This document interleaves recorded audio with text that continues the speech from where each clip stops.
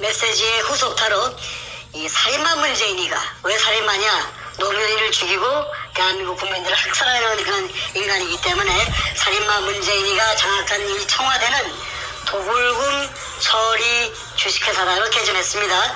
마치 청와대가 이 도굴금의 그 작물 처리장인 것 같아요. 작물 처리장, 그죠? 자, 우리 정세 말씀 듣고 제가 사이사이에 좀 질문을 드리거나 또 코멘트를 하거나 하겠습니다. 말씀 들어보겠습니다. 하진 않았는데 살다 보니까 별꼬라지를 다 봅니다.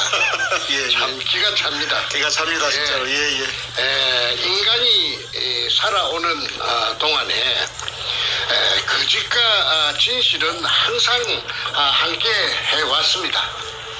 어느 시대라도 거짓과 진실은 항상 공존해 왔죠. 거짓이 힘이 세어서 진실을 죽이려고 해도 그럴수록 진실은 허등허등 죽지 않고 살아난다고 배웠습니다. 책에 그렇게 써져 있습니다. 더욱 시퍼렇게 살아나죠? 예, 더욱 시퍼렇게 쁘득쁘득 덕기 나온다고 그랬어요. 예. 오늘은 청와대를 불법 점거하면서 가진 근무술수와 자신의 재상을 감추기에 극극하면서 또 도굴된 금을 팔아먹으려고 돈으로 바꾸려고 온갖 잔대가리를 굴리고 있는 그 문가놈의 민낯을 여과 없이 한번 보도록 하겠습니다. 오늘 이 메시지가 중요한 일을 제가 잠시 한번 코멘트를 넣으면요. 이런 질문들이 많아요. 제가 댓글들 유심히 보는 편인데 이런 질문이 가끔 나옵니다. 뭐냐 하면은, 아니 문재인이가 왜 금이라 연결되어 있는지 증거가 어디 있느냐, 그 얘기를 많이 합니다. 왜냐하면 우리 정생님이 금을 발견한 시점이 2002년도 당시에 김대중의 말년이었고 바로 다음에 이제 노무현으로 바뀌는 때였기 때문에 그 당시에 문재인은 대통령도 아니고 왜 문재인이 여기에 관련됐다고 얘기를 하느냐 하는 어떤 것이 그 질문에 많이 있는데, 오늘 바로 문재인이가 이제 김대중 가고 노무현이 죽였고 그러고 나서 문재인이가 얼마나 살인마적인 행위를 했었고 이 금의 장물에 비로소 장물을 뺑뺑이 돌린 인간인지 한번 여실히 드러내는 좋은 메시지가 될 것 같습니다. 자, 말씀 들어보겠습니다. 그 직접적인 증거는 뭐냐면은 제가 2018년 작년 6월 1일부터 지금까지 50여 차례 이상 그 문재인이를 금도굴에 범인이라고 맹 공격을 했습니다. 그러면은 청와대는 뭐 하는 데입니까? 청와대 대변인 김의겸이라는 그 기자 출신의 그 양반 뭐 하고 있습니까? 대통령을 금독을 범죄단에 연루된 자기 오야붕을 죽인 그 살인마라고 또 금독을 전부 운현동 의뢰공장에 우리 선조들의 유골을 물속에 포화된 유골을 제끼고 그것만 쏙 빼간 처먹은 더러운 천인공도할 더러운 인간이라고 범죄자라고 50여 차례 온 세상에다가 애쓰면은 무슨 반응이 있어야 되죠. 맞으면 맞다, 틀리면 틀리다. 그런데 지금까지 한란이 없어요. 못 들은 척 하는 겁니다. 이것은 다시 바꾸어 말해서 묵시적으로 동의한다는 제 말에 인정한다는 것입니다. 그러니까 아무런 반응이 없죠. 그게 직접적인 증거가 된다고 저는 강조합니다. 자신들이 말을 꺼내는 순간 더 커지기 때문에 찍소리 못하는 거죠. 그래서 제가 지금 바라는 것이, 유도하는 것이 반응이 있기를 바라고 자꾸 유도를 했는데 지금까지 죽은 듯이 기먹자가리들인가 전부 다 기먹거리들이에요. 뻣뻣들만 있는 모양이에요. 불쏘시개. 그래도 그놈들이 머리가 있어가지고 이걸 갖다가 대꾸를 하고 나서는 순간에 바로 뻥튀기가 된다는 것을 잘 아는 모양입니다. 어쨌든 지난 2002년 3월 2일 날 참 꿈속에서도 그리워하던 구멍 하나를 뚫었습니다. 우리 할아버지 땅도 아니고 아버지 땅도 아니기 때문에 10년 세월이 걸렸어요. 문현동 1219-1번지에 직경 60cm로 지하 안반층 16m를 뚫고 땅속에 숨어있던 그 지하 수평물의 천정을 간통하는 개가를 올린 것입니다. 그거는 현대 과학이 발달되어 있기 때문에 땅속에 16m에 존재하고 있던 그 낯선 구리 하나 MRI 같은 기계에 걸린 것입니다. 그 MRI 기계를 갖고 온 데가 어디냐 하면은 대전에 있는 벤제대학이에요. 벤제대학 토목공학과에서 미국 하와이에서 그 기계가 들어온 지가 얼마 안 되는 기계를 제가 어떻게 알고서 그 돈을 주고 그 다음에 그 손홍이라는 교수를 갖다가 그 당시 돈 300만 원을 주고 그래가지고 그 찾아낸 것이 그 구멍을 뚫게 된 것이죠. 그런데 이게 이제 그 물이 지상 17m 높이로 한 3시간 반인가 뿜었다고 제가 말했습니다. 그때 그 수압이 얼마나 세었던지 도굴단들이 선구자 방송에서 하는데 그런 사진이 여과 없이 분출하는 장면이 물기둥이 솟아오르는 장면이 있더라고요. 그런데 그 자기네들이 그 무식한 놈들이 돼서 물기둥이 솟아오르는 그 자체가 박숭이 굴이 아니라 하는 걸 나타내는 가장 중요한 증거인데도 불구하고 그걸 보여주더라고요. 내가 조금 전에 봤습니다. 물 기둥이 막 쇠리 하늘로 치솟아 오릅니다. 그때 그 광경이 산속 뒤에 있는 옹벽 안쪽에 어마어마하게 큰 그 공간이 존재하는 것을 나타내는 바로 물리적인 현상이고 증거입니다. 제1의 증거입니다. 무엇이라느냐면 토목공학에서 수리수문학에서 오리피스 현상이라고도 하고 그 다음에 분수대 현상이라고도 합니다. 우리 한국말로. 그거는 수압이 없으면 절대 올라올 수가 없는데 만약에 박숭이의 실패한 구리라였다면은 한 방울도 올라오지 않는다는 수자원공사의 육군 해석이 있습니다. 클 것이니까 높고 클 것이니까 물이 각 들어차갖고 재여 있다가 배추름이가 무식하긴 무식하네. 아니 그럼요. 그러니까 그 씨가 안 닿습니다. 그 다음에 또 하나 더 내가 말하겠습니다. 저를 사기죄로 이제 똘똘 몰아서 징역 4년을 살렸는데 그러면은 내가 그 사기를 갖다가 누구를 통해서 쳤습니까? 김성태라는 그 소도동놈 삼천포 소눈깔같이 생긴 그놈 덩치 큰 놈 그놈이 여기저기서 자기 아는 지인들에게서 돈을 구워갖고 온 겁니다. 그 조건은 뭐냐 하면은 성공하면 10배로 준다는 그걸 보장을 나한테 해달라고 해서 내가 글자 몇 자 써준 그 죄밖에 없습니다. 그리고 그 돈은 그놈하고 내하고 갈랐었다고 판사 앞에서 그놈이 나는 한 30% 줬다고 하고 100만 원 같으면은 30만 원 그놈 새끼한테 줬다고 30% 줬다고 했고 그놈은 거짓말로 15% 정도 그렇게 15만 원 정도 받았었다고 그러니까 그놈 새끼가 아무 직업도 없고 백수 건달이고 집도 절도 없는 놈이 가족을 미기 살려야 될 거 아닙니까? 가족이 또 9인가 됐어요. 그런데 어째서 그러면 같이 갈랐었으면 사기 공범이 돼가지고 같이 진역을 살아야 될 텐데 그러면 쏙 봐주고 내만 전부 다 딸딸 말려 있어요.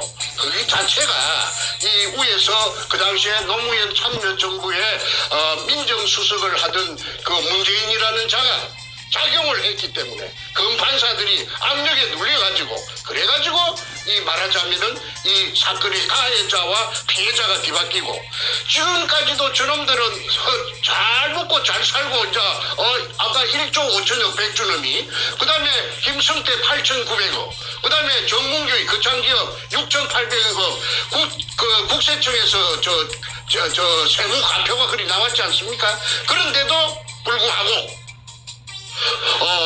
부끄러움 없이 저것들이 설치는 것은 뭐 때문에 설치느냐 하면은 선구자 영우를 통해서 설치는 이유는 뒤에 뭔가 저놈이 대통령이라 깨어차고 가짜 대통령이 청와대를 점거하고 있기 때문에 죽어도 저것들은 죽을 때까지 발악합니다. 그래서 별별 짓을 다 하고 있는데 저는 그 대응해 주는 것이 오히려 고맙습니다. 왜 그러느냐 하면은 시청자들이 영리하니까 시청자들이 보면 누가 거짓이고 누가 참인지 진실인지 다 표가 나서 알 것이기 때문에 오히려 저희 진실을 더 선명하게 부각시키는 계기가 되기 때문에 저는 별로 개의치 않습니다. 자, 지금 유승관 다시 한번 그 금도굴 사건 우리가 뭐 몇십 편을 내보냈기 때문에 처음부터 보신 분들은 내용을 많이 아시겠죠. 최근에 보신 분들이 부쩍 늘어났기 때문에 간단하게 아주 간단하게 금도굴이 언제 시작된 제가 한번 그 일지만 제가 한번 다시 한번 말씀드리고 다음 얘기 한번 넘어가겠습니다. 금도굴 금에 대한 발견부터 얘기해야 될 것 같은데 지금 말씀드린 10년에 걸쳐서 그 부산 문현동 일대를 탐사하신 이후에 바로 2002년 3월 2일 바로 문현동에 수직구가 완성이 되었습니다. 그 지하 4m부터 물속이 포화 상태로 확인됐고요. 그러고 나서 같은 3월 18일경 중순 좀 지나서 일본 글자로 이둥충이라는 그리스인 마대가 수평물 속에 꽉 차 있는 것이 확인이 되었습니다. 이 이둥충이라는 글을 쓴 것은 그 일본 일제시대 때 그 굴이 완성되었다는 증거가 되겠지요.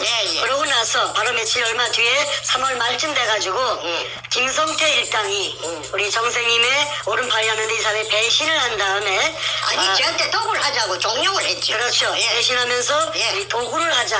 금을 빼돌리자고 이제 제안을 해서 국가에 신고하지 말고 그렇죠.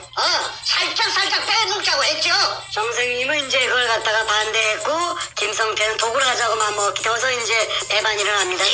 정확하게는 4월 5일 날 배신이 일어나는 이걸 제가 인지를 한 것이 4월 5일이 생각이 됩니다. 그러고 나서 4월 중순경에 바로 이 김성태가 정생님이 이제 눈의 가시가 돼버렸으니 자신은 도구를 하고 싶은데 정생님은 도구를 반대하고 있으니 국가에 세금 내고 정식으로 이걸 우리가 클레임을 하자 얘기했으니 김성태가 당시에 좀 힘이 좋은 나현철이에게 정충대 선생을 죽이라고 살인교사 지시를 합니다. 이런 식으로 이제 숨가쁘게 주거주의가 시작되면서 그리고 그들은 도구를 시작해버립니다. 그래서 제가 한마디만 하겠습니다. 그래서 말하자면은 이 금을 물속에 산더미처럼 져 있는 금을 처먹기 위해서 주체인 저를 제가 찾아낸 제가 주체지요. 그러니까 저를 갖다가 그 백주놈이 등을 끄잡아 이어가지고 저를 갖다가 팽시키기로 작정하고 모함을 했습니다. 그 기댄 언덕이 뭐냐면 자기네들 그에게 힘을 실어줄 언덕이 누구느냐면 노무현입니다.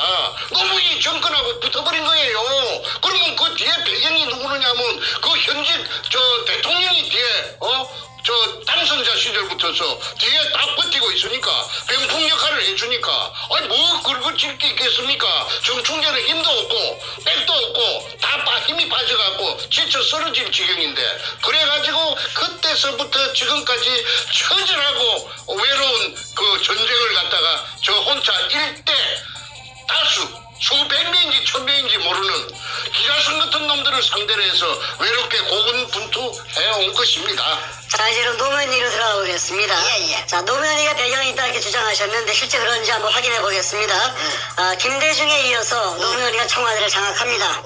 2003년 바로 다음 해인 한 1년쯤 지나서 2003년 3월 9일에 이런 방송이 나왔어요. 뭐냐면은 당시에 노무현과 젊은 검사들과의 대화의 장 뭐 이런 방송이 나옵니다. 그 당시에 서울중앙지검의 발령을 받은 신인검사인 김영종이 아주 용감무쌍하게 발언을 합니다. 질문하는데 이런 질문을 했습니다. 노무현에게 대통령에 취임하기 전에 전 부산 동부지청장인 박용석에게 청탁 전화를 하신 적이 있다.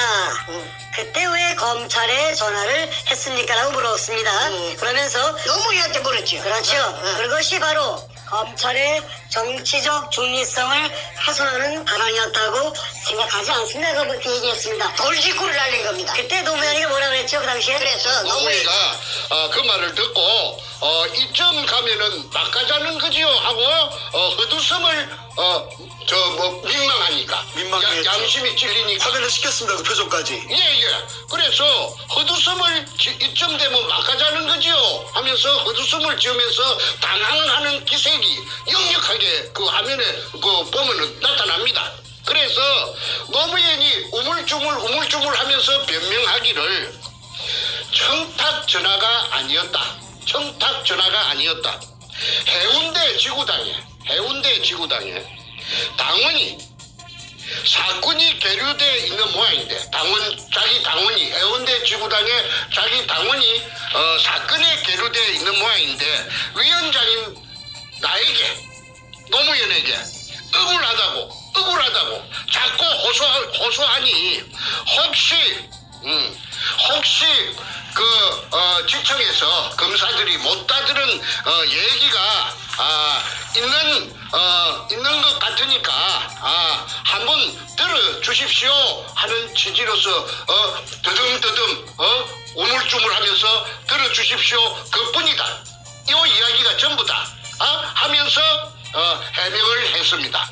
그거는 그 의식이 똑바로 베낀 보통 사람들이라면은 뭔가 이상하다. 어째 그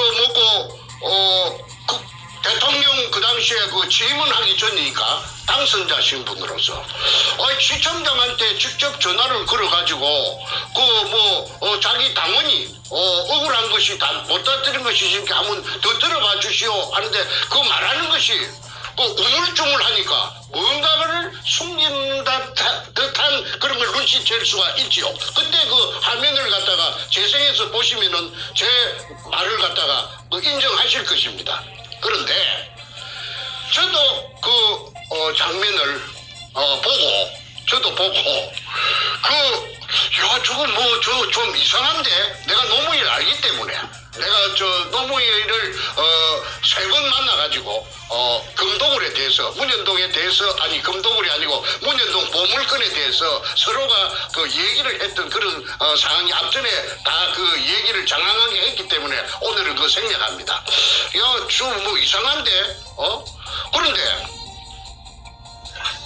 내가 그 이후에 수사를 해달라고 진정서를 이어가지고 서경석이라는 그 종교관계 그 목사 그게 이제 검찰에 작용해가지고 사건을 해결하도록 해주겠다고 해서 제가 진정을 해가지고 그래가지고 이제 동부지청에 그 수사가 시작되었습니다.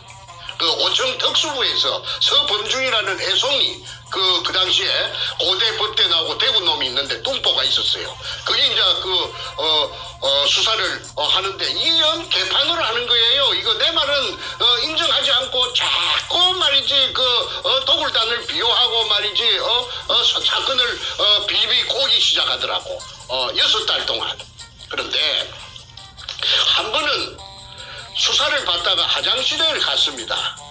이 화장실에 가서 정면을 보면서 이거 참 뭔가가 이거 뒤에서 어떤 놈이 조정하는 것 같은데 검사 새끼가 내 말을 전혀 안 들으니까 서범주의라 하는 그 대구 자식 그 자식이 안 들으니까 이거 내가 동쪽이라 하면 그 새끼는 항상 서쪽이라고 그래요. 그래서 이거 참 난감하다 싶어서 있는데 옆에서 같이 오줌 누던 누군가가 내 옆구리를 푹 찌르면서 아는 체 앞디다. 그래서 히뜩 보니까 내보다 키가 작은데 아무개가 내 아는 진주에서 알던 후배예요. 그 진주지청에 그 무전사로 있었는데 무전사. 원래는 그 친구가 그 배를 타든 원양어선을 타든 그 무술사인데 검찰에 취직이 돼가지고 말하자면 통신을 담당하는 그런 직책이었는데 진주 검찰청에 있다가 이게 웬일이고 한 게 내 요 회사로 정근 온 지가 한 1년 안 됩니까? 형님은 요게 웬일입니까? 해서 내가 그 문현동 금도굴에 대해서 내가 이야기를 했다. 그 애가 하들짝 놀라면서 하는 말이 뭐 형님이 주인공입니까? 그래 네가 어째 그래 문현동의 금도굴 사건을 아느냐 하니까 우리 회사 직원들 전부 다 모르는 사람이 없습니다. 어째 모르는 사람이 없단 말이냐?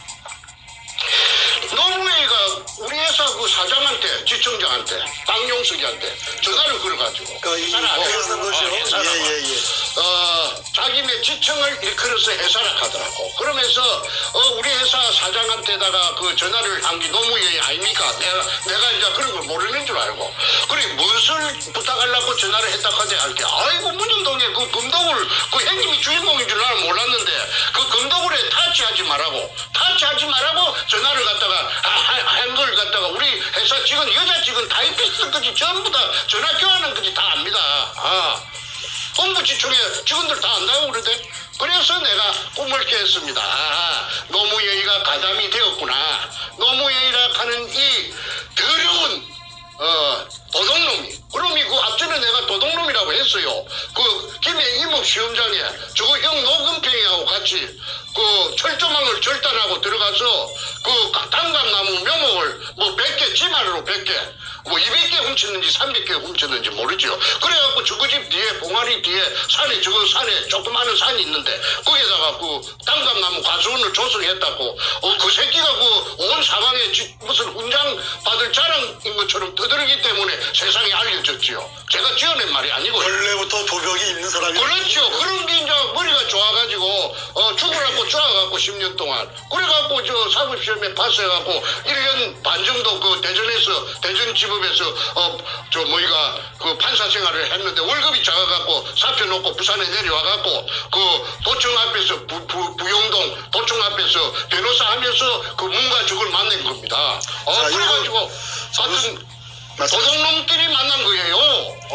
자, 여기까지 정리하면은 노무현이가 대통령 취임하기 전에 검찰 측에 전화해서 지시를 했다. 무슨 지시를 했냐 하면은 문현동 금도굴 사건에 대해서 타치하지 마라. 건들지 마라. 엄포를 놨다. 엄포를 놨다. 그러니까 정충재 바보 만들고 감옥에 집어넣어버리고 이 사건을 봉합시켜라. 손대지 마라. 모르죠. 점프라. 오케이. 그걸 이제 김영동이가 말하자면 그때 젊은 검사들과의 대화의장에서 그걸 바로 돌직구를 안 날렸으면은 제가 어떻게 이런 걸 알 수가 있었겠습니까? 그렇죠. 됐습니까?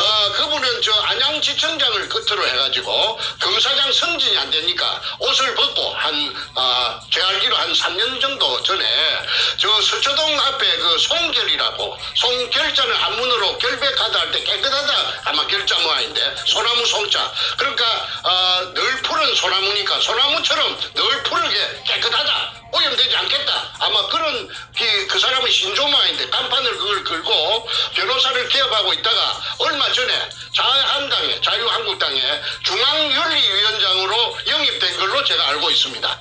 그런데 그 사람을 내가 찾아가서 만났어요. 그 사람한테 찾아가서 만나서 긴노유리 오퍼레이션 그 책도 내가 한금백화점 책도 한 권 주고 그 다음에 정충재를 잘 알고 있습니다. 그래서 앞으로 필요하다면은 그 만약에 한국에서 청문회가 열린다든지 그다음에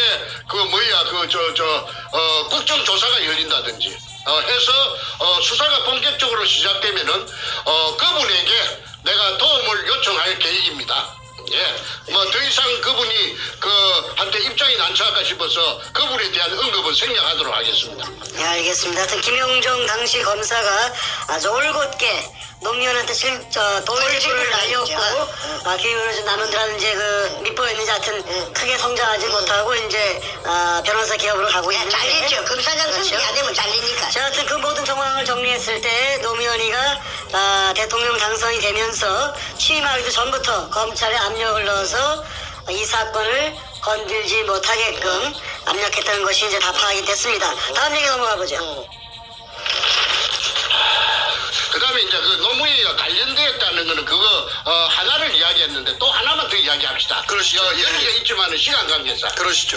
그 노무현이하고 그 도굴두목 백준엄이하고는 모르는 사이가 아니고 아는 사이라요. 서로가. 얼마 정도 아는 사이냐면 20년 같이 그 이전에 그 도굴 사건 이전에 한 20년 동안 동호회를 같이 했어요. 동호회. 그 증거가 있죠. 예, 동호회가 뭐냐면은 그 증거가 인터넷에서 제가 찾아냈습니다. 그 한국 열기구 협회라는 게 있어요.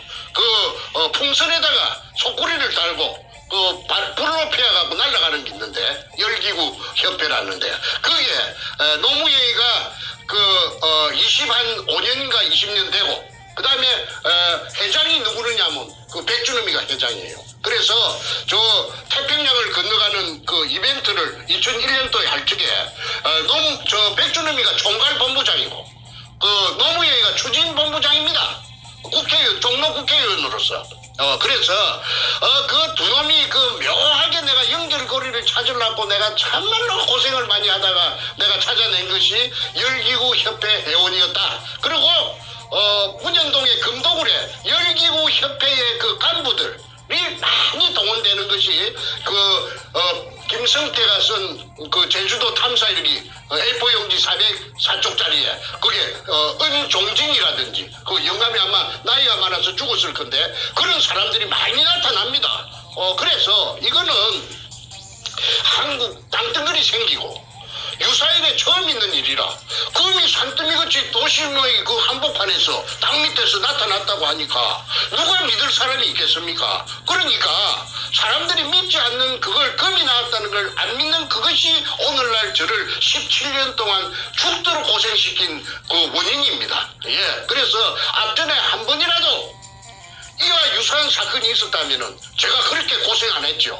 벌써 해결됐죠. 그리고 일망타진되고 한국에는 큰 도움이 되고 부산시에도 큰 도움이 됐을 겁니다. 왜냐하면은 그 도굴 금이 나온 그 6월이 재어있는 의뢰공장 그 실체가 1공장부터서 5공장까지 있는데 그 도면이 그 백주름이 가방 속에서 제가 입수해 갖고 아니었습니까?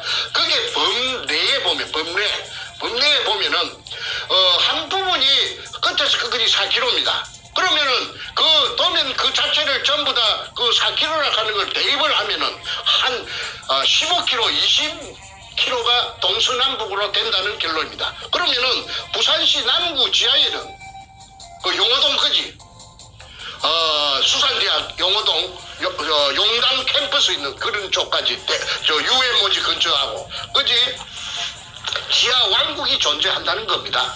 지하에. 그러니까 그것이 실체적인 그 자기 모습을 드러내면은 그 어마어마한 관광지가 될 수가 있죠. 부산시의 관광 자원이 부족합니다. 특히나 바다니까 한국에서 제일 큰 항구 도시니까 그 부산시에서 그 의뢰공장하고 지하 의뢰공장하고 그다음에 바다하고 연계한 관광 상품을 만들어낸다면은 아마 세계적인 관광 명소가 돼가지고 황금알을 낳는 거위가 돼서 부산시 재정에 엄청난 이득을 갖고 올 것이라고 제가 확신합니다.